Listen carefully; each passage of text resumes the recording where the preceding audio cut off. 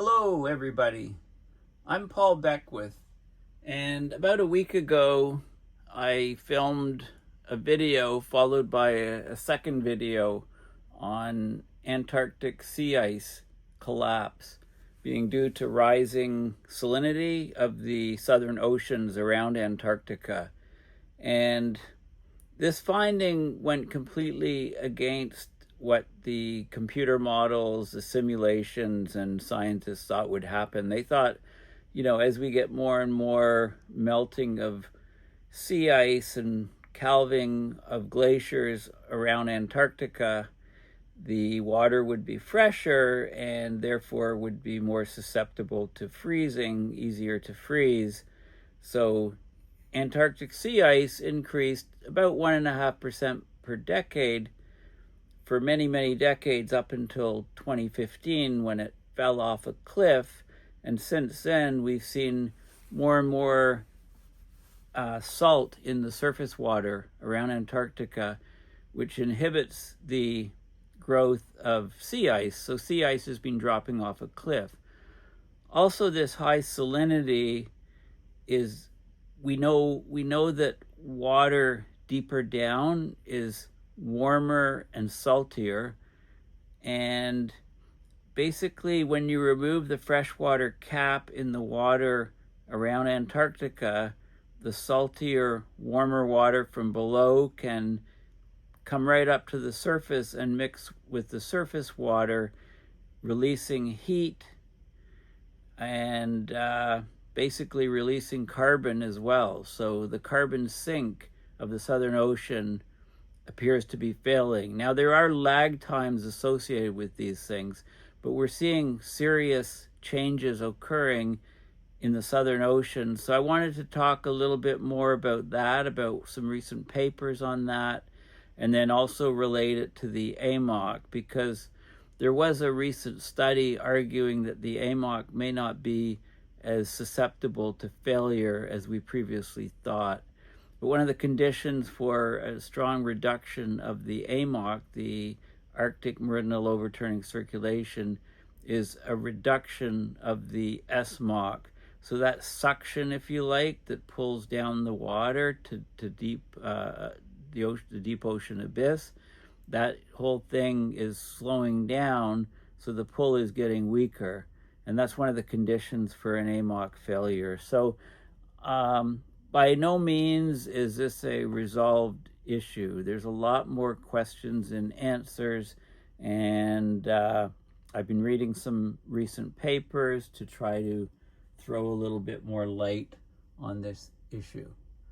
Okay, so this is an article in The Conversation,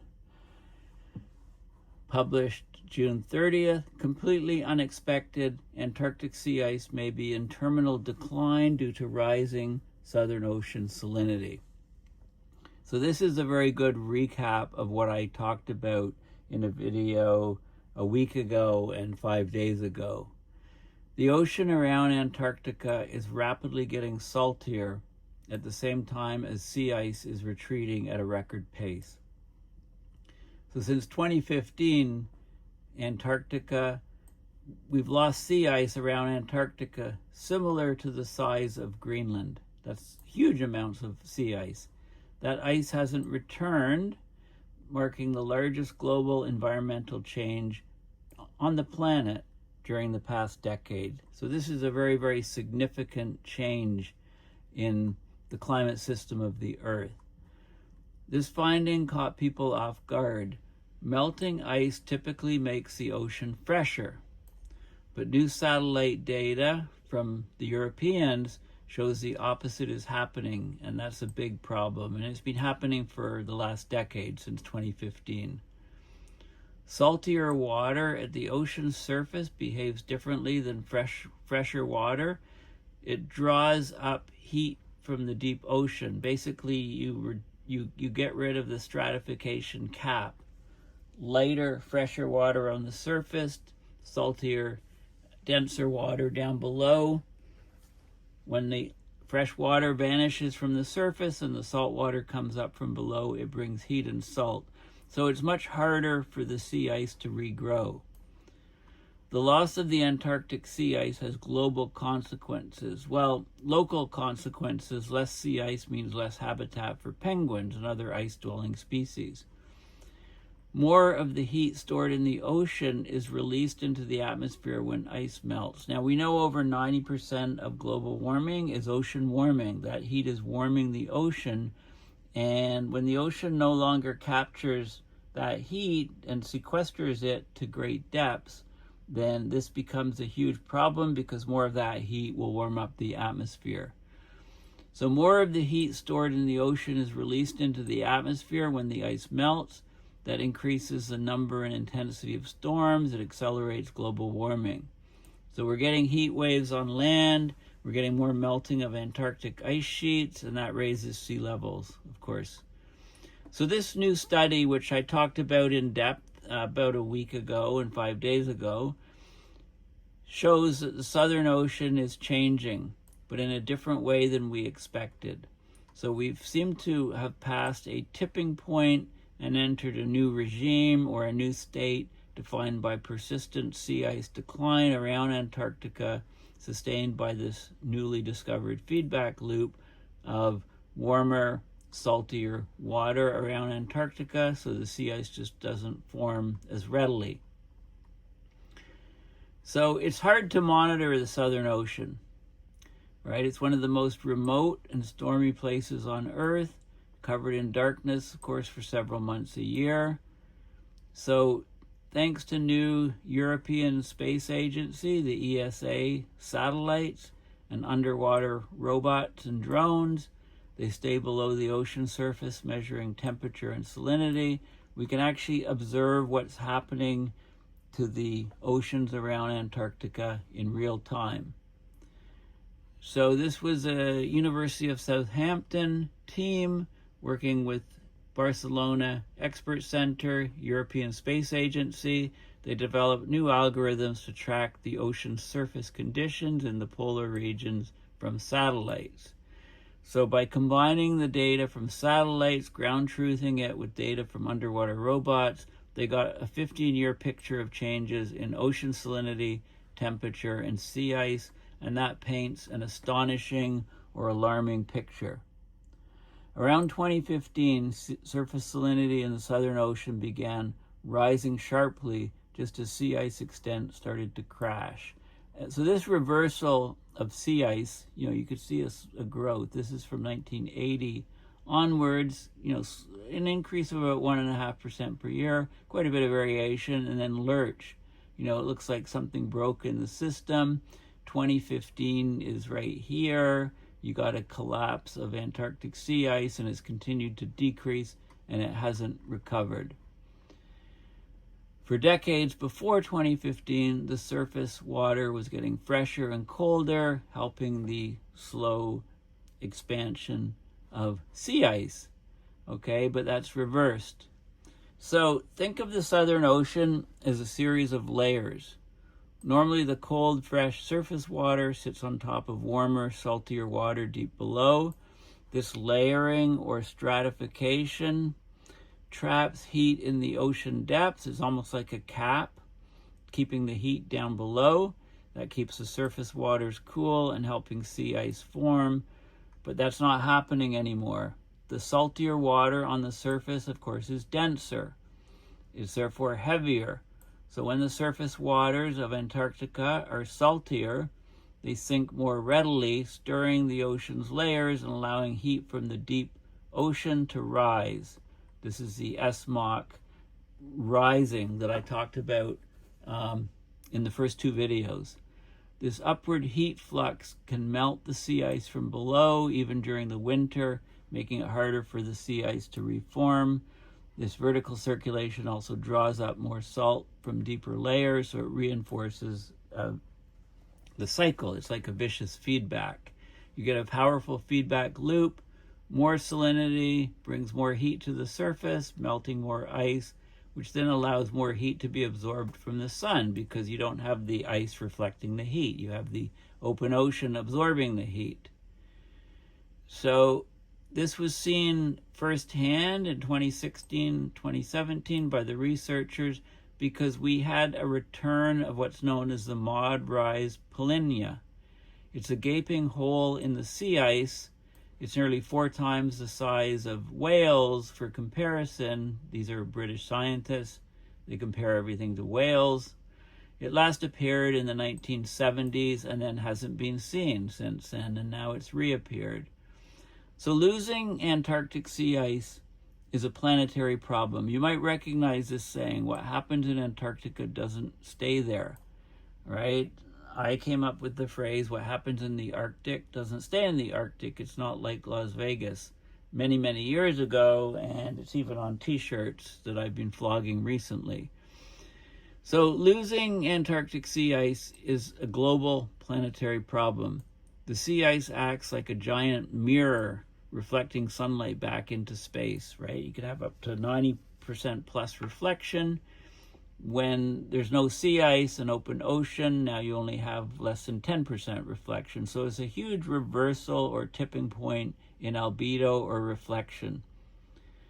So without the sea ice, you get more energy being absorbed in the Earth's system, speeding up global warming, intensifying storms, driving sea level rise in coastal cities worldwide because of the melting of ice on land. Wildlife suffers. The emperor penguins rely on sea ice to breed and raise their chicks.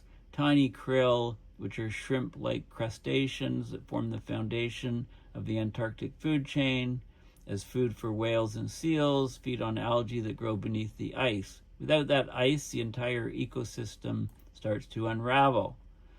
What's happening in Antarctica is rippling outward, reshaping weather systems, ocean currents, and life on land and sea.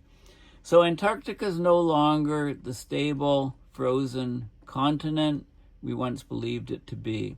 It's rapidly changing, and in ways that the current climate models did not foresee. So we need to rework all of the climate models. Until recently, these climate models assumed a warming world would increase precipitation and ice melting, freshening surface waters around Antarctica, keeping Antarctic sea ice relatively stable. That assumption no longer holds. It hasn't for the last decade.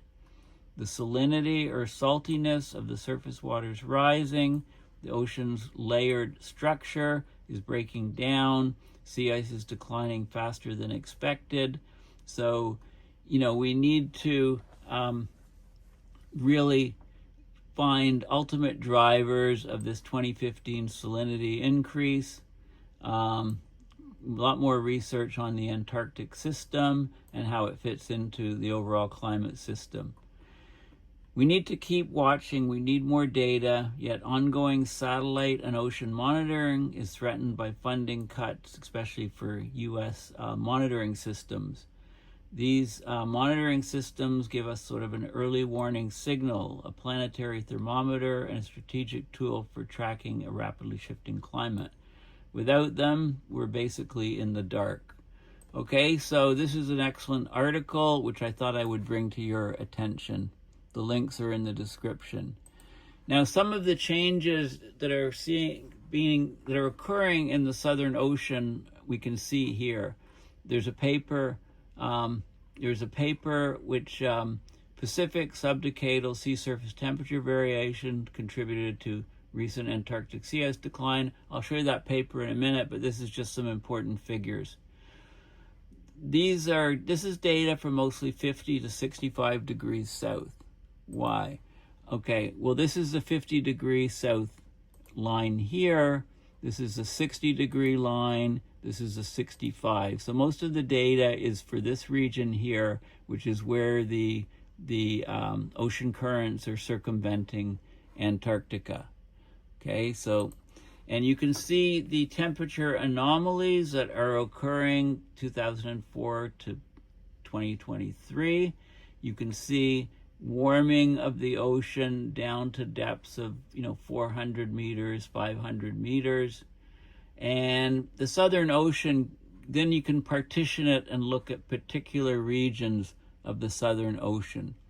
Okay, so this is a map. So Ross Sea, Amundsen Sea, Bellingshausen Sea, the Weddell Sea, the sea under India, the sea under the Pacific, and so on. You can go around clockwise looking at these different parts of Antarctica. Okay, so this data is partitioned in that way. So the Weddell Sea, the temperature anomaly is significant. A lot of warming there. And again, where is the Weddell Sea? Well, you can go back here and you can see it's right over here, the Weddell Sea. Okay, so you can follow the seas, the Ross Sea, huge warming down to even deeper depths, 600, 800 meters, just since 2022. It's enormous. Huge warming in the Indian Ocean, the 50 to 65 degrees south, so well south of the but part of the Indian Ocean down to Antarctica. You can see the warming here. The Amundsen, Bellingshausen seas, there were spikes of warming here after the collapse of sea ice in 2015, and more warming here, but there is some fluctuation. Western Pacific Ocean, huge warming down to 800 meters or so. And this is the temperature trend, 50 to 65 degrees south. So starting at the Ross Sea, right? So we'll go back here one more time, Ross Sea, Amundsen Sea. So we're moving from the Ross Sea, we're moving clockwise around Antarctica, looking at it from below or above Antarctica. How do you look at it from below? So you can see the data here. You can see the Ross Sea temperature changes, Amundsen, Bellingshausen, the Weddell Sea. Look at the Weddell Sea warming, huge warming in the Weddell Sea. And then this is the Indian Ocean part, and this is the Western Pacific Ocean part. So you can see massive increases of warming. And this warming is mostly in the top, say, 300 meters of water depth or so. Okay, that's the trends per decade. Okay, so let's move on. This report here is the BAM's Bulletin of the American Meteorological Society, State of the Climate in 2023. They come out with this every single year. So they did Antarctica and the Southern Ocean, and there's lots of background information on the Southern Ocean, okay, here in this article. So all kinds of stuff on ice on the land, the sea ice extent, seasonality, Southern Ocean heat fluxes, upper ocean heat content, fluxes, the ozone hole it even talks about. Okay, so there's loads of data here. So this is, if you want to get sort of a background state of what's going on in Antarctica, this is a great place to start, both on land and in the water, mass balances, temperatures, and melt days of Antarctica, and so on. The melting on Antarctica, and so on. Okay, but a lot of stuff, a whole section on sea ice and changes and so on. Okay, so I'm not going to go into detail in that report. Let's go to something a bit more. Well, this is still 2023, but this is a paper, review paper, Southern Ocean warming and its climatic impacts.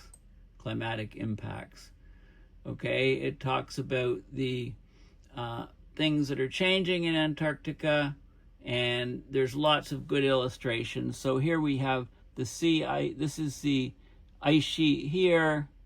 So we've got the ice sheet over the continent. We've got the ice shelves extending over the ocean. We've got sea ice forming here, and you've got the easterly winds, westerly winds, precipitation. It shows the different modes of water, like bottom water, deep water, intermediate water, mode water, Antarctic circumpolar current here. And you can see, when ices form, the brine rejection makes the water very heavy, sinks down to the abyss. This is the continental shelf here, so it slides off the continental shelf down at the abyss, and you get warmer water recirculating this way, different eddies and so on. So this kind of shows how these are major features of the water in the Southern Ocean circulating around Antarctica. So upwell deep water across the Antarctic Circumpolar Current, the ACC. The cyan arrow splits into two pathways. Water upwells close to Antarctica, flows poleward. The short gray arrows, and then there's other flows that are going on.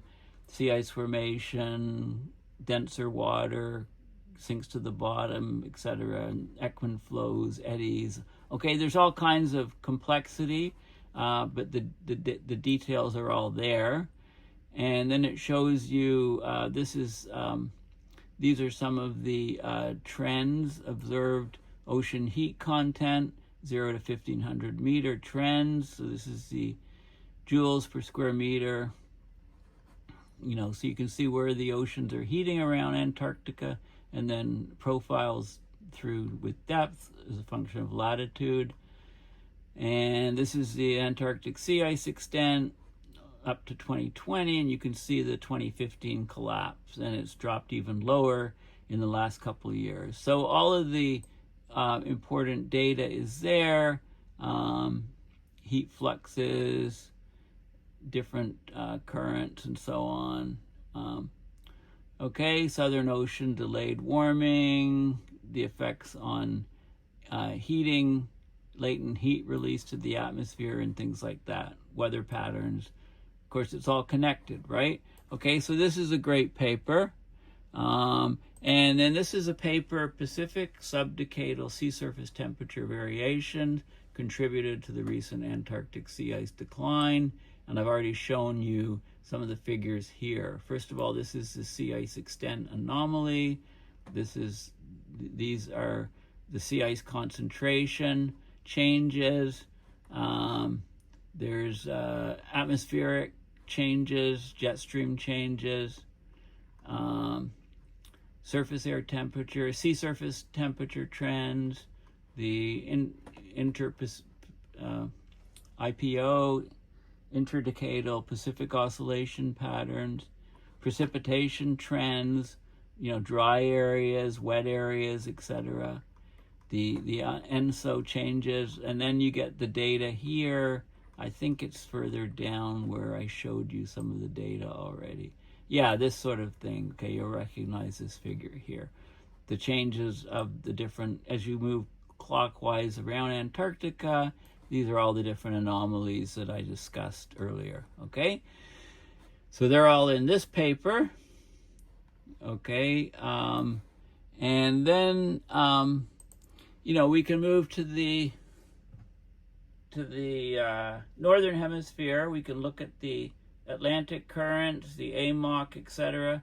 So this article just came out basically a few days ago, saying collapse of key Atlantic currents may be held off by newly discovered backup system. Okay, so basically we know that the AMOC's been slowing, but there's a process. They say it's a new process. I'm not sure it is, that could save the day. And they talk about basically the Atlantification of the Arctic, and saying that could somehow slow the reduction of the AMOC. I think it's just sort of a reconfiguration of the system. They say researchers think this crucial stage of the AMOC is in trouble due to changes in dense water formation. Right, the top layer of the ocean cascades to the bottom, sinks down to the abyss. Cold, salty water is more dense than warmer, less salty water. Under normal conditions, surface waters lose a lot of heat as they travel through the North Atlantic. So they sink when they reach the end of their northward journey and replenish the waters down below. Okay, but they say there's a new backup system found, and they talk about Arctic Atlantification, the Arctic Ocean becoming more like the Atlantic Ocean. Okay, so the Arctic Ocean is undergoing a process called Atlantification. That refers to the transition of the Arctic Ocean from a cold, ice-covered state to a warm, more ice-free state. And they talk about sea ice collapse in the Barents Sea, retreating further and further north. The Barents Sea is expected to be the first Arctic region to become ice-free. Atlantic waters spreading into the Eurasian basin, and so on. So they show all the currents here, the Labrador current, the cold current. We've got the Florida current, Gulf of Mexico, Gulf Stream, North Atlantic current becoming the Norwegian current, the Erminger current. We've got these cold currents coming here around Greenland and how it connects to the overall equatorial currents, etc. So Atlantification of the Arctic Ocean means the region's creating more dense water than it was previously. So the huge melt rate is freshening, and that's slowing down the AMOC. But what they're saying is the Atlantic water impinging on the Arctic is creating more dense water than we thought, and could actually slow down the drop of the AMOC. But this is preliminary research, and there's many papers that still show that the AMOC is actually slowing down significantly. One of them being important. One is in the southern hemisphere, the collapse of the SMOC, southern meridional overturning circulation, means that the pull on the AMOC is reduced, so that would slow down the AMOC, right? But there's a lag, as I've mentioned in previous videos. And then the last paper, that I want to just mention quickly is about the intensification and shutdown of deep convection in the Labrador Sea.